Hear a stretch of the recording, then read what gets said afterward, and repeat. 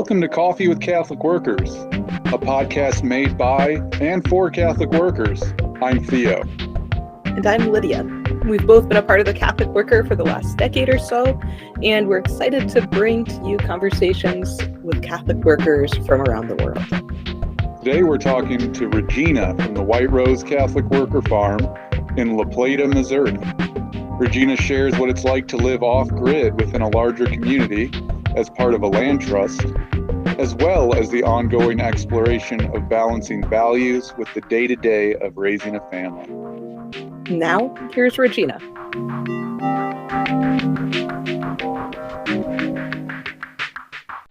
Regina, welcome to Coffee with Catholic Workers. Thanks for joining us today.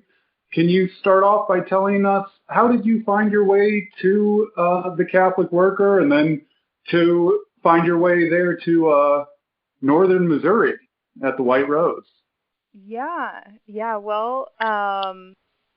It's been, a journey as these things are, but for me it started when I was in college, actually in Indiana at Marian College at the time. Now it's Marian University Franciscan School, and I had a professor, sociology professor, that was just amazing in introducing me to a lot of just more radical ideas and like taking a step deeper beyond what my small town mind and experience had been up to that point. And so she really just opened up the world for me and encouraged me to go to explore different things. And one of those things was, she was very Catholic worker inspired, and I think just saw that spark in me. So she just pushed and encouraged me that direction. And so I think it's kind of been from that point following steps on the journey along the way. And so we started a Catholic worker-inspired house, as students at the college, where we had kind of, like a community-centered house where we would have, movie nights and discussions and organize trips to the School of America's protests or other activism things or service projects, and just raising awareness about environmental issues and just different peacemaking, actions on campus, raising awareness to students and things like that. And so I think that's where my involvement began.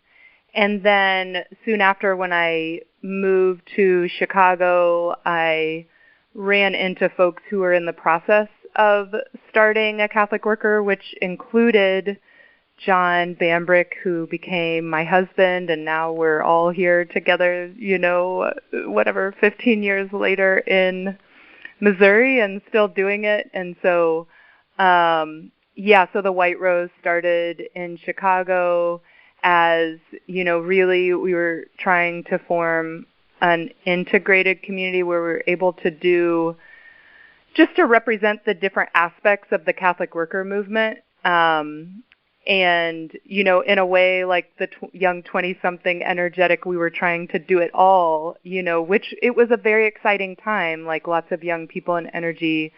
And so we were doing peacemaking and vigiling work with Witness Against Torture around Guantanamo and related anti-torture work, both in Chicago and, traveling to D.C. and starting to go deeper into environmental awareness and having a garden and doing more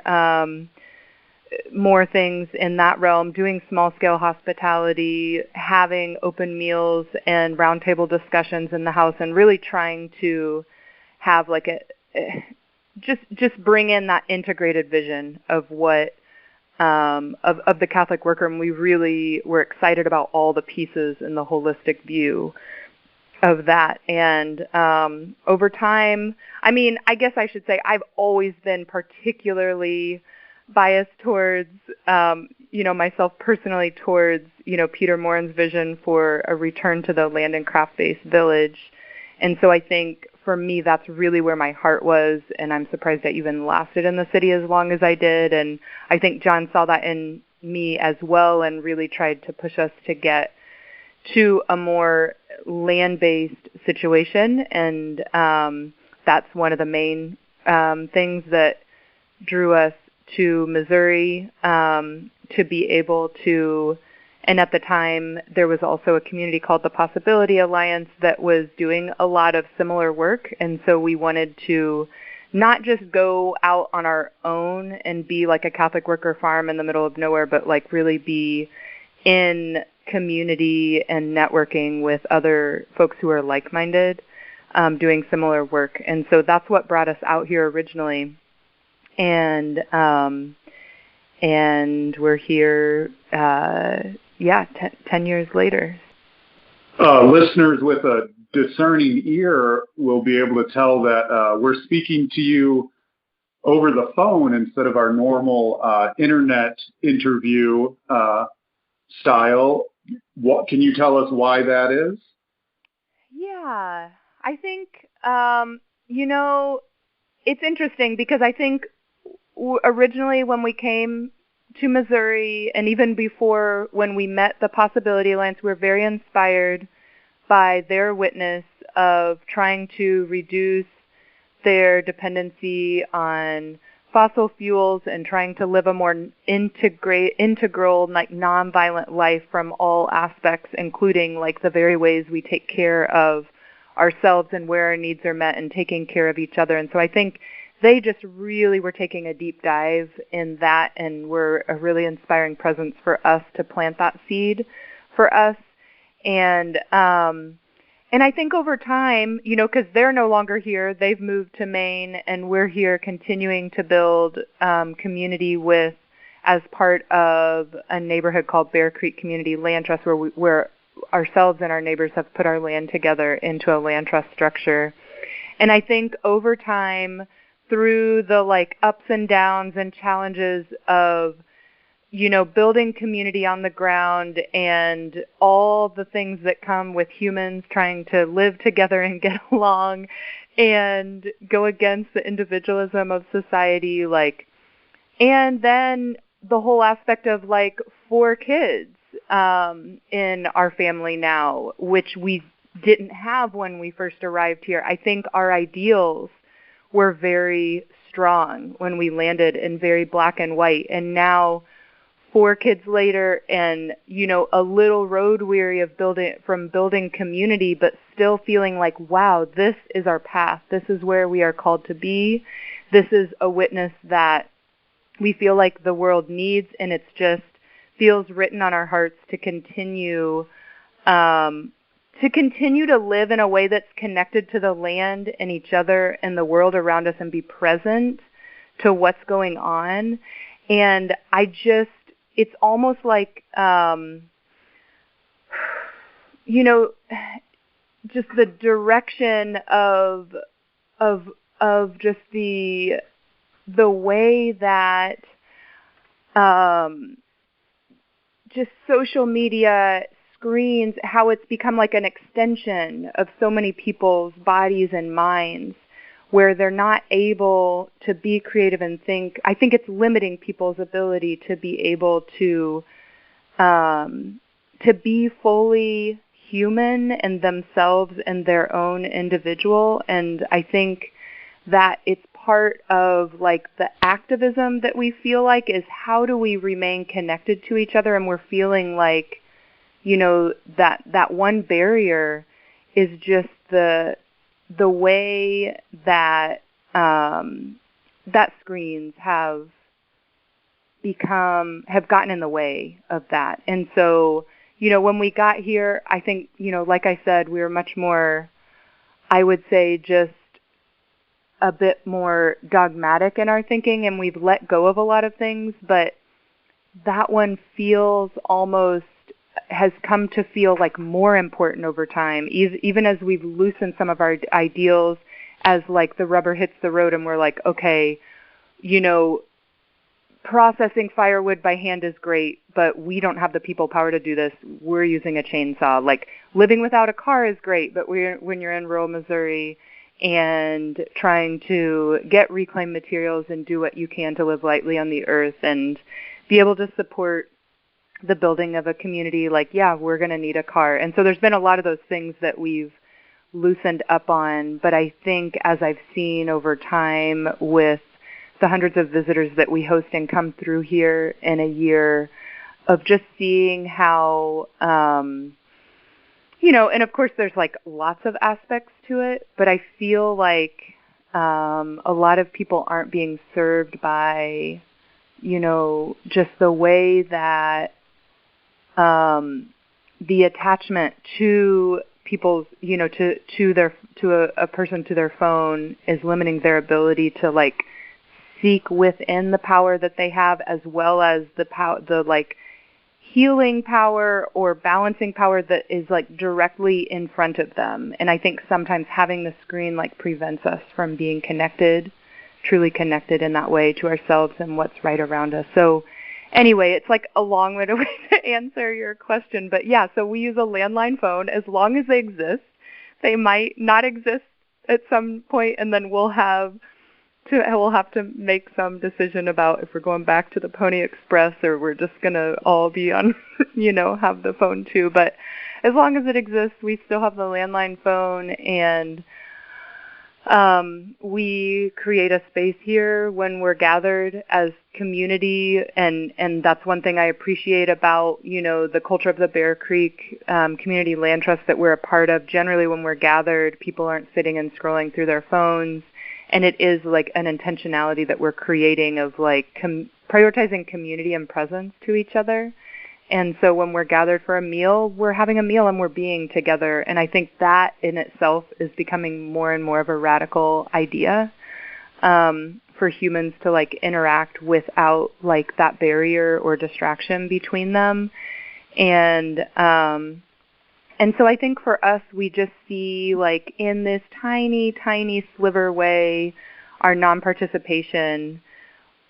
As much as possible, we are still participating, but as much as possible, we're trying to have a non-participation with something that's exploiting so many people.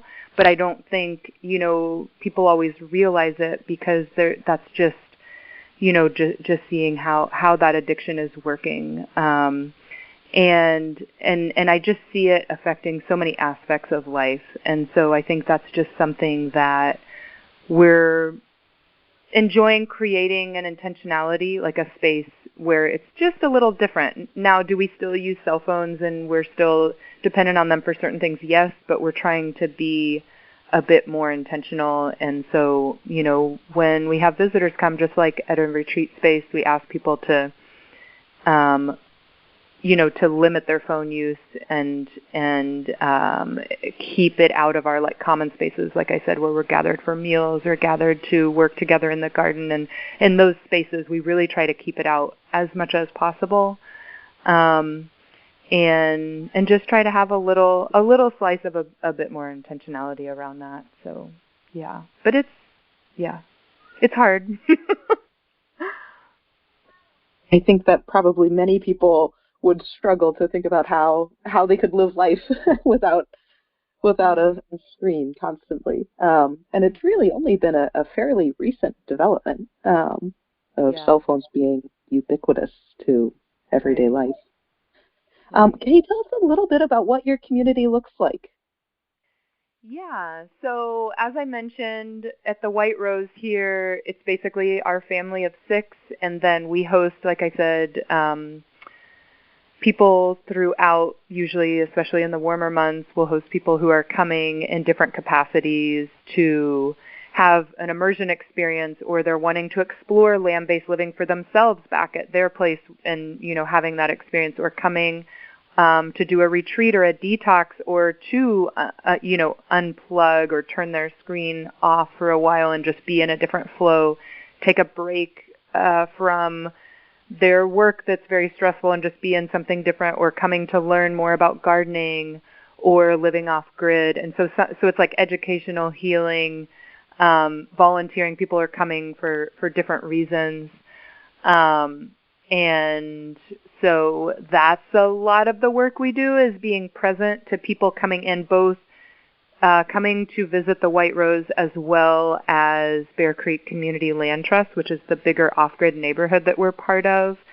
And so we're situated on what we would call a leasehold within the land trust. That's the language we use. So we don't own the land that we're on, but it's held by the community land trust.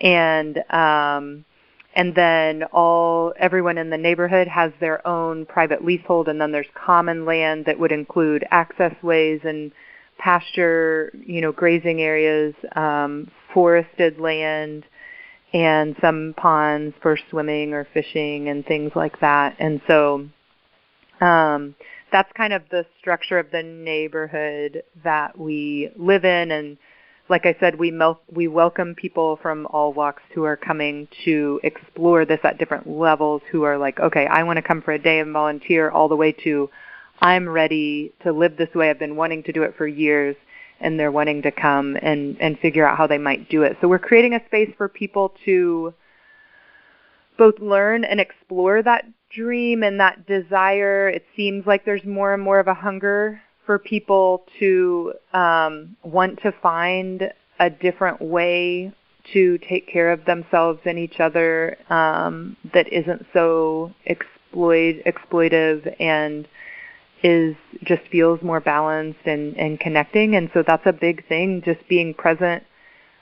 I would say a lot of what we do is just being present to that flow of energy and trying to create a space of hospitality for that. Like, I would say that's our main hospitality. We occasionally, open up our home for hospitality, short-term emergency situations and things like that. But by and large, it's more people who are, for some reason, really yearning to just get more connected to the land, and we're trying to create space for that, where we can be learning together and creating that space. And so for us, a lot of what our community looks like is, people-wise, that's kind of the flow. And then on the ground, physical-wise, we have a basic functioning homestead that is not like we're meeting all of our needs and feeding our land, but certainly we have a long vision that might be generations to building those structures, and we realize it takes a village to do this scale of things. But we have a large garden that's about 1/8 of an acre, and chickens, and then we have draft horses that we use for work on the farm whenever we can. And we, as it's been mentioned, like, we're off grid, and here at the White Rose, so the Bear Creek neighborhood is off grid. Here at the White Rose, we really have enjoyed not having electricity in our home. Like, we have little solar lights, and candlelight would be how we do lighting after dark. But other than that, we really enjoy and feel the difference of like an electrified space and a non-electrified space. And just like I was saying, just the connection that brings and just feels different. And so we have access to a solar system that's on common land for Bear Creek, where we can have power to charge things and have access to power, but we don't have it directly in our home. So our home is actually not just off the grid, but it's there's very minimal electricity here. And so far, I think, that's still something that we feel called to do, and often it just means that the daily maintenance of our life takes longer because we're not having all of these, convenient systems. So a more connecting system is sometimes also less convenient, not that there aren't exceptions, but I think, just a lot of our collective energies here at the White Rose are spent maintaining systems in the homestead and keeping things going. And so people, when they come to visit, are jumping into those things and being part of that life. That's, I would say, a little bit about what things look like here. You've mentioned a couple times that one of the things you're trying to do is kind of live more non-violently and take like a step back and from like what you called like societies like exploitation and stuff like that. And I wonder if you could talk a little bit about like what kind of exploitation are you thinking of when you talk about that for folks who might be sitting there unsure of how does their everyday life or having electricity form exploitative relationships or systems? Yeah. I think it's just when we look at issues like, building nuclear bombs and exploitation of farm workers and so many other things that are going on out there, it's easy to see the exploitation. But I think what's more, insidious is just when the exploitation is invisible or difficult to define or so complex that the web of relationship, we've been separated from what we are dependent on. What comes to mind is thinking of that. I don't even know if it still exists, but there was at one point, I think it was on a website where you could go and see how many slaves you own, so to speak, based on your lifestyle, what you drove, what clothes you wore, where you lived, what kind of house you lived in, and all these things based on the slavery of, child labor digging the precious metals for the cell phone, or slave labor involved in, petroleum industries or different things like that. And so I think some of that exploitation that I feel like is almost, it's like it's harder to see and understand, but it's definitely still there and very present and actually like ubiquitous. Like it's almost so present and ubiquitous that we don't even know it's there. And so I think like that's the level of exploitation that's so ingrained that it's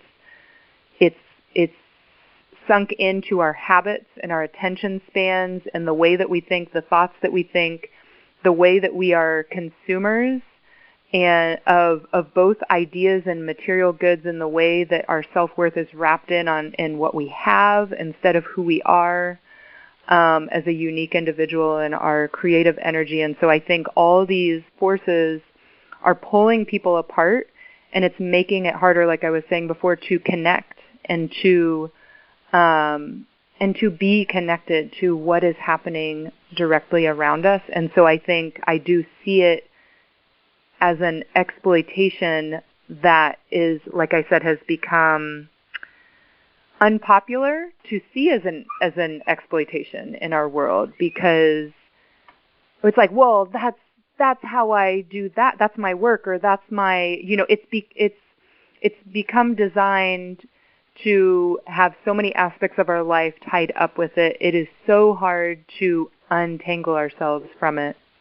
And that's by design. Like all of these systems are designed to make us addicted to this thing.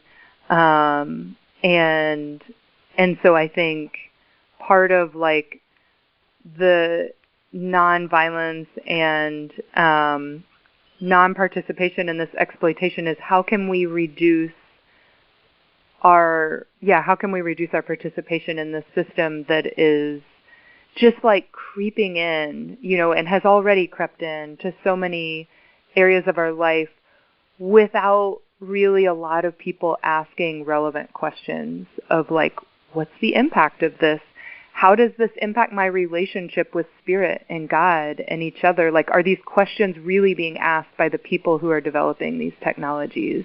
Or are the questions more defined by profit and commodifying something that should not be commodified? And so for me, it goes back to the same questions that I see from a lot of other traditional exploitive systems, which is like who's benefiting, who is profiting, who's getting hurt. And we see that, this one almost has even farther reaching effects than maybe even some of those other systems, because it's everyone. It's not just, it's not following lines of color or race or class or gender. It's really trying to lure everyone in, and so I think, a nonviolent witness, to say, like, it's a violence to separate ourselves in our connection to what's around us. And so how can we say no to that? And how can we not just, accepting things that are hurting that are hurting the environment, that's hurting so many, causing so much isolation. And again, not to mention, not to downplay all the benefits, right, that like these technologies have allowed in terms of communication and information travel, and that there has been benefits to it, but I think there hasn't been enough questions of how we are adopting this and how can we do it in a way that's intentional. And it's just gotten so far that it's even hard to go back to ask questions in that way, but I feel like it is part of our nonviolent witness to try to be like, okay, we're just going to try to communicate a little differently. And it almost seems like, as time goes on, sillier and sillier, because the world is like moving in this direction so fast. Like you were saying, Lydia, that the 2G to 3G to 4G to 5G, like it's just all happened. The generation of technologies have just sprung, like the offspring is just, is coming on like faster and faster. And to me, that is an indication of a pace of greed and corporate sense being in control, rather than a meditative, thoughtful, intentional pace where it would be like, yeah, let's go ahead and do 4G because it looks like that 3G was really good and we just need more of it, Like the whole way that it's been adopted smells of exploitation and, like instant gratification of some need that's not holding maybe the well-being of all creatures at like its highest priority. And so I think I just put it again in that, as another thing in that category of something that should be questioned, at a minimum should be questioned, and looked at intentionally. And even if it is, for people to decide, hey, I'm going to like that intent, and it's harder when someone's life is connected to all these things, but like just having that intentionality to say, I'm just going to turn my screen off for this time every day, or this day every week on the Sabbath, Sunday, I'm just going to turn my phone off. And people are going to get angry that I'm not going to be available or whatever, but it's like, it doesn't matter. I'm going to, just decide to communicate in a different realm for a minute, even though the world is like going full speed ahead in this different way. So anyway, it just seems like it's something that's really important to be questioned right now, if for any other reason, because it is moving so quickly. And it seems like it's, like I said, just hard to have intentionality that way. There is this interesting piece where now, compared to any other time in history, it is technologically so much easier to communicate with people. And at the same time, many countries, developed countries at least, have talked about this endemic loneliness that people experience. And this piece where like the ability for communication is there, but it's not really true community. It's this building of sort of a facsimile of community and connection. Yeah, I would agree with that. Like the things that we are calling community, like so much of people's connections have become virtual, which again has allowed certain people with certain limitations to be able to have needs met that they wouldn't have otherwise. And so it's not to downplay that there's definite benefits there.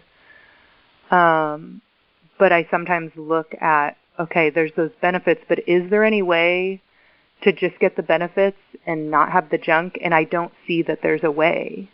You know, it's like all these tracking technologies of AI, like the development of AI stuff where it's like you're searching something and then it's telling you, and buy this because you were interested in this. And it's like if there was a way to just,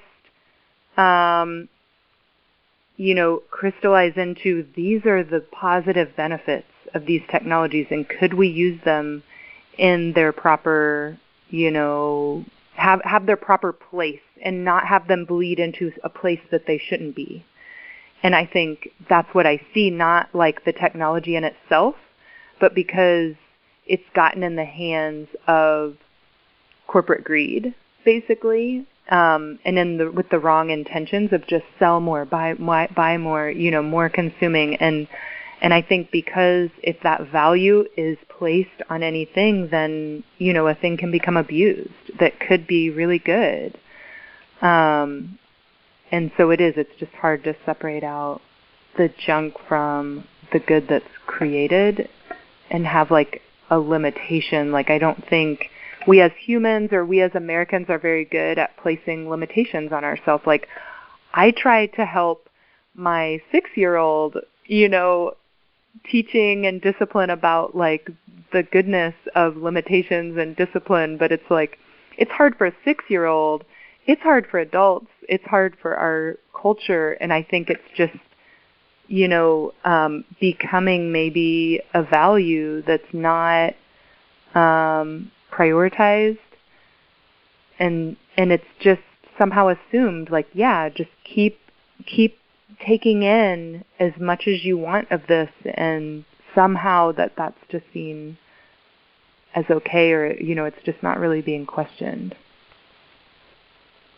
Yeah, well, I mean, capitalism is like a system that like thrives on the idea of like no limitations, like unlimited growth, and like I'm curious. It sounds like maybe you think there could be like some use for maybe high technology in the absence of like a capitalist system that always confuses like more with better maybe, or like, I mean, the thing about the way like so much of like our media works now too is like YouTube doesn't make money if you have healthy relationships or like a healthy life. They would make more money if you literally watch 24 hours of YouTube, What do you think about the idea of just like, oh, what if we could just divorce some of this from capitalism? Right. I think if it were possible, I think it's like a good thought experiment to think, what if we just, put some limitation? Like, what if, let's just say the system was set up where it's like, okay, everybody gets, a certain amount of screen time every day, and then your devices just shut off automatically. Depending on what your age, your occupation, how important, that screen time was for the functioning of society. Like maybe certain people would have longer than others. And it would just be like, but then, it starts feeling weird because it's like, okay, you're going to have this automatic system or something. But I'm just saying like, as a thought experiment, if it was like, what if we had training wheels where it was like, okay, that's all that you needed, or you start looking at something that's not going to be helpful to you, or it's just not there, like the consumer, like if the consumerism is taken out. And as we've seen, even social media in itself, without the consumerism part, has also had damaging effects, and has that potential for removing, there's just so many layers to it, removing that like direct connection and presence.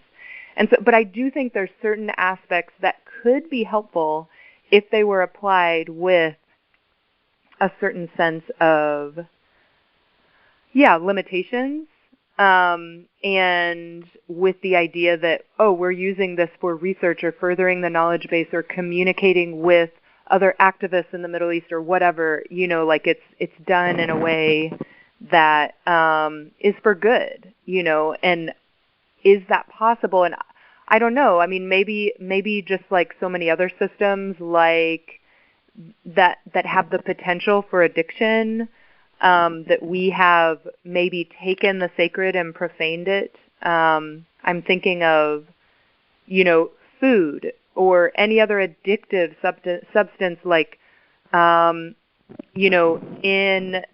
South America, that for generations, peasants have chewed on coca leaves, but we have taken that and concentrated it and created this addictive, very harmful substance of cocaine.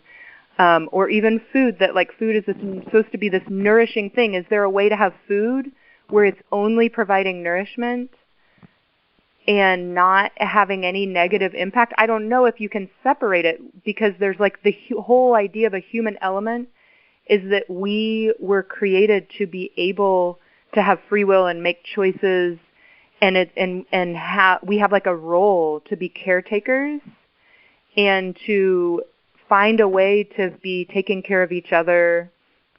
And so I wonder if by its nature we can't separate it out. I mean, sure, you could have some sense of like I was saying, some automatic limitations, like, like they have for kids using the computer, like, blocks on certain sites or things like that. Like, you could establish something like that on a larger scale to improve the ratio of good versus bad. But at some point, I feel like in the end, we're humans, and it's like the Frankenstein thing, right? Like, we can create something that could be created for good, but at some point, does it take over for us? And is that part of adopting technologies that have unintended consequences, that that have impacts that are far greater than we want to think about? It gets very interesting to think about with these thought experiments, and there's just a few letters separating utopia and dystopia. I'm thinking of how do we create limits or move towards good without forcing it on people and without removing people's free will. It gets complicated, and makes it difficult to create a witness with a way of helping all of society move along a positive trajectory when there's sort of this overwhelming crush of excess and lure of these other things.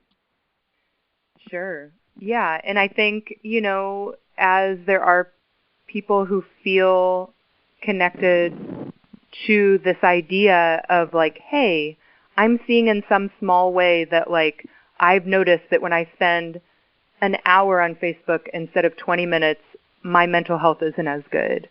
Or I've noticed that the more time I spend online, I've just noticed since I started increasing that I'm buying more things, or, whatever the thing is, or like my eyes aren't, doing as well from spending so much time in front of a screen, or I'm not using my body and exercising as much, or I'm not spending as much time with my friend because I'm just sitting and looking at, whatever the thing is.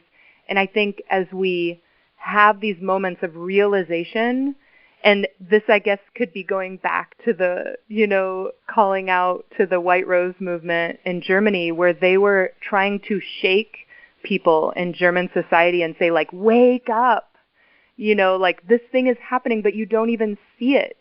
During Nazi Germany, they were just saying, you all are complicit in this, and you're like zombies walking along as if nothing's going on. And maybe there is a moment for those of us who have glimpses to see like, oh, I am becoming less human, or I am becoming less creative, or less of myself, or less connected, and I don't like that. And so the more that we have these opportunities to see these glimpses into true reality, as it is, without anything, any virtual concept in the way or consumeristic concept in the way. It's just like us naked as a human being, like this is who I am and it's enough. And some glimpse of that where somebody says, I want to protect that space in some way. I want to honor that space in some way, even if it's hard, even if it's not convenient, even if I'm going to get made fun of or get pressure from someone else. And so I don't necessarily think it means everybody, throwing their phone away or whatever, but I think there could be ways of intentionality. Like I said, I don't think it's just the technology, but it's what is our relationship with the technology? Is the technology for us, or are we living for it? And that's like the line between exploitation and, using a good to serve a greater purpose. And maybe it's more just having that where those questions can be asked, like, is this helping me do more good, be more connected, be more kind and loving, reach my goals of the path that's been set out for me. And so maybe like that's maybe more of an important question than the presence of the technology itself, of like, how are we using it and how dependent are we becoming on it, and for what purpose? Like what's the purpose? I really want to ask about the horses. Can you talk about working with horses? What do you do with them? What's it like to do that here? Yeah, it's amazing. It's like great how it's become just so much a part of just the fabric of life here, is, using the horses, helping, like working together with them to get things done and to fulfill the goals that we have for living here, and the work and ministries that we're trying to do. So, they help us do laundry, and they help us cultivate in the garden and disc, and they help us drag logs around for building projects or firewood, and they help us haul people or things around the land, and they provide companionship. And I didn't just the full extent of like how meaningful they are and how integrated they are to everything was realized recently. We lost one of our older horses. It was just her time, and so just last Tuesday she died, and it's been the first time that I've lost one of the horses, and it's just been so hard, and it's made me realize how integral they are to our life and what we're doing here, and I just and it's been a confirmation, of how important it is to keep doing horse work, and how I continue to feel called in that direction, and be in relationship with these beings that are just so amazing.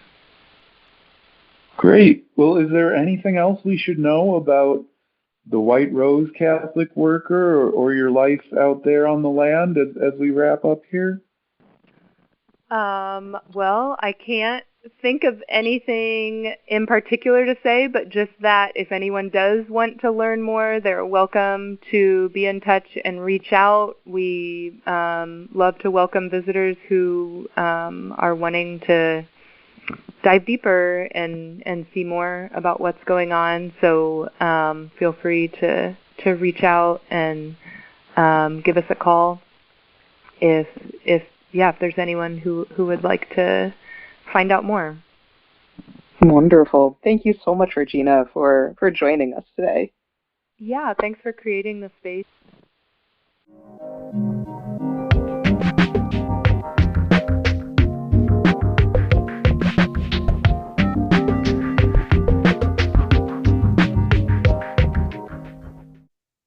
So one of the things I love about the Catholic Worker is just the variety of communities that can all exist under this large umbrella. Thinking about from the worker in New York City, this very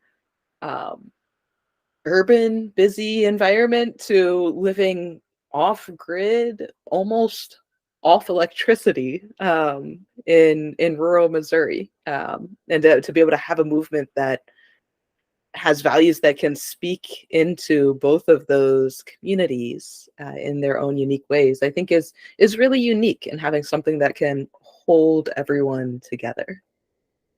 Yeah, I sometimes, like to say that there's like all these spectrums of values that Catholic workers can live into. There are the folks who like do a whole bunch of farming, and the ones who don't grow any food at all, and then there's everything in the middle, and there's the people who protest a bunch, and there's the people who, that's not really their thing. They just do the works of mercy or something like that. And there's not really any one community that does everything. And so it's interesting to see what different places emphasize different things. And yeah, the White Rose, they are unique in their emphases, going so extreme in that simple living, care for creation kind of stuff. Yeah, during the conversation, I did have this thought of like, like if we weren't worried about things like people going hungry or these justice issues or everybody feeling like they needed to advance themselves and get ahead, or this continuing sort of drive for superiority that we see like nations have, like, wow, like wouldn't that sort of just be the life we could all kind of focus on? I think sometimes like the idea of it being impractical to live at both this slower pace and this sort of subsistence that's more in line with nature rather than like the constant accumulation of things. I think some of the reason it feels so impractical is this idea of like, well, like how would we ever get ahead? How would we ever reach some sort of pinnacle? So it's interesting and refreshing to see people who are like, yeah, we can do that now. Yeah, I really appreciate it as like kind of an experiment in truth or something like that, like one of many. And people are doing all kinds of different stuff, and I'm glad that there's folks like the White Rose, making that start as best they can, and acknowledging that they're doing it imperfectly. But yeah, trying to make a start and trying to think about these things. uh we just So many of us just don't think about day to day in our normal lives, or just take for granted. I mean, we're kind of like this millennial generation, you and I, where it's like, yeah, we were kids. There wasn't really an internet yet like there is now, and now it's just like so ubiquitous and like so unquestioned, and people like I have like a niece who's 9 years old, and like for her, like, what do you mean there was a time when there wasn't just like YouTube available on your phone at all Mhm. times? Is like, it's literally incomprehensible to her, honestly. Yeah, whole different world. And it is an interesting, the Catholic worker is not necessarily known, I would say, for being terribly worried about being practical. And so like I both feel this pull of like, yeah, could we just disconnect from everything? And then like this other pull of being like, that also feels really impractical, of thinking about like how many jobs require applications on the internet, or if people are needing work of like these soft skills and technology that are so valued, and at the same time looking at all the ways that it harms people and harms much of the ways that human connection forms and functions. Yeah. But at the same time, I use a whole lot of technology. I almost always have my phone. Yes. Yeah, well, one of the things Peter Morin says is we need like idealists to show what idealism looks like when it's practiced. So yeah, I'm happy that they're out there doing it. I have a confession to make.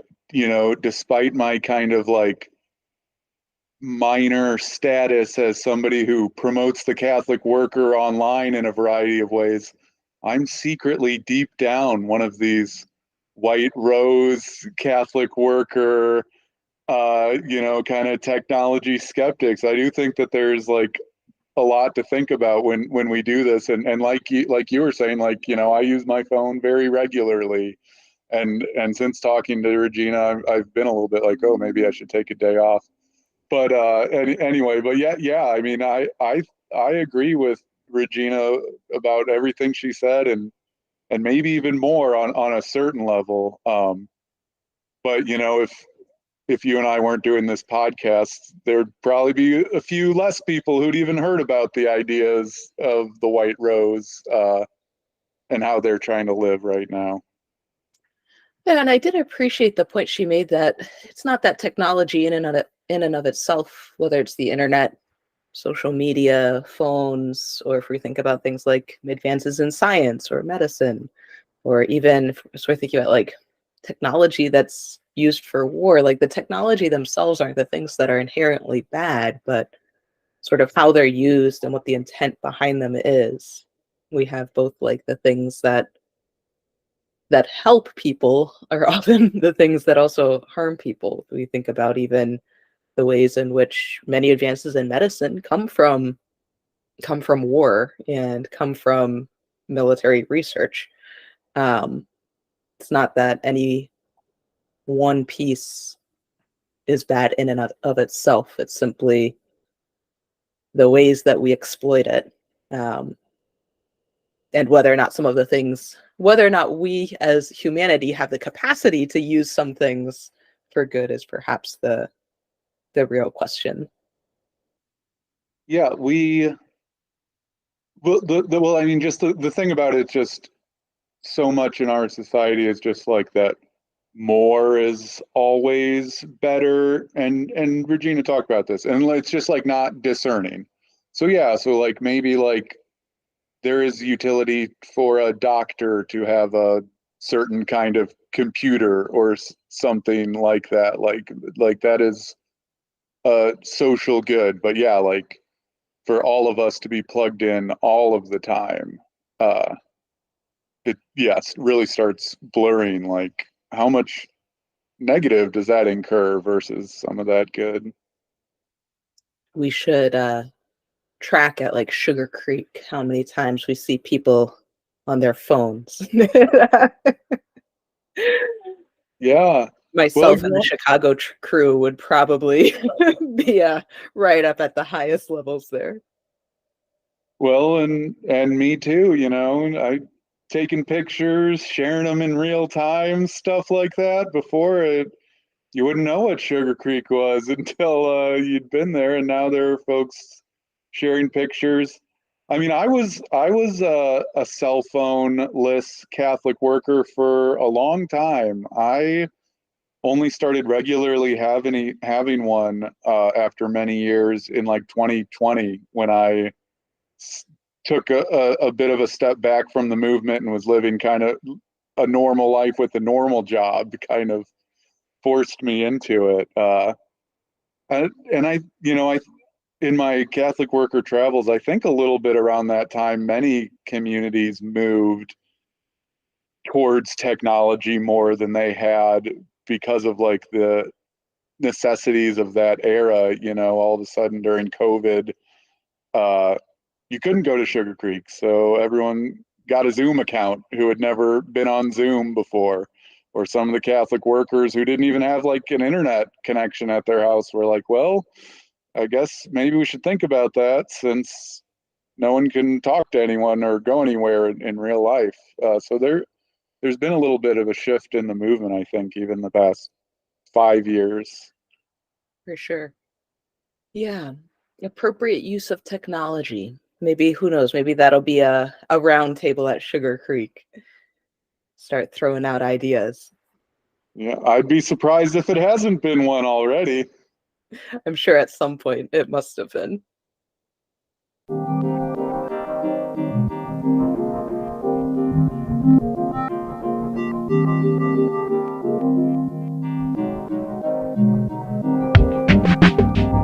Well, that wraps up another episode of Coffee with Catholic Workers. If you want to reach out to us with any comments, suggestions, clarification of thought, you can always email us at coffeewithcatholicworkers@gmail.com. We want to thank Chris from Bloomington for working our audio, David Hayes for our music, and Becky McIntyre for our graphics. Thanks for joining us again for some clarification of thought. We hope today's conversation has been enlightening, and maybe even that you're encouraged to go out and help build a world where it's easier to be good.